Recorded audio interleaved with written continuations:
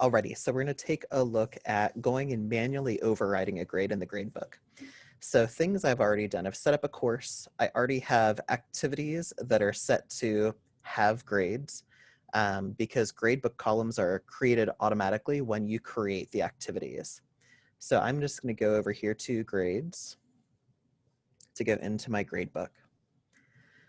Now we specifically want to go into the grader report. This is the view of the gradebook that's going to let you actually see your learners and the different activities that are available. In this case, I only have 2 learners, so you can see all my activity names. Here's one that has a grade. So we have quiz. They earned 10 points. I'm assuming that's, as many as they could earn for that particular activity. And then we can see how it applies to the course total as well. 2 things we could do to override this grade. One, we could actually go to the quiz itself and override the grade there. And then that would report through to the gradebook as an update.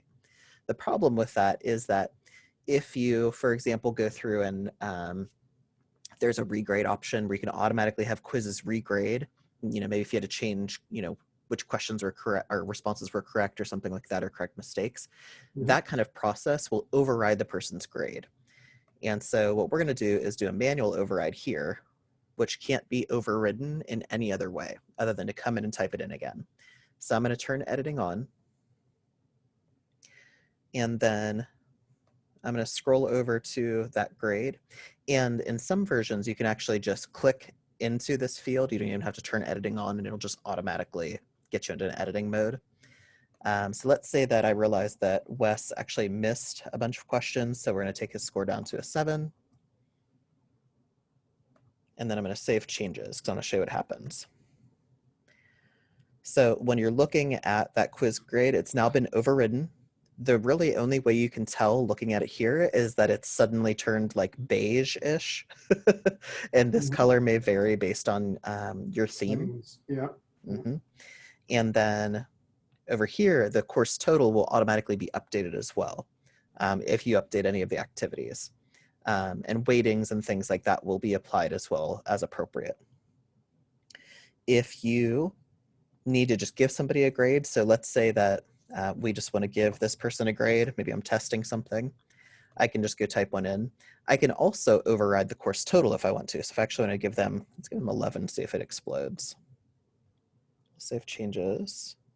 So we have our 10, and then we have our 11. So if we want to override the course total, we can do that too. That was a way people used to do things like extra credit over on the academic side of the house. Gotcha. Yep. If you want to, you can override it again by just typing something over it. You can also click the little settings button there.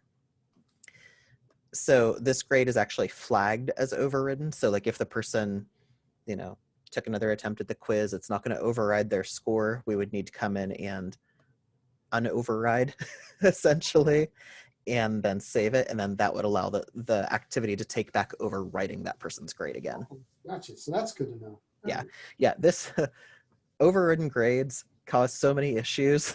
It's an amazing feature, but it's also like, if the only way you know something is based on the fact that it's slightly changed color, that's really problematic sometimes. Yeah.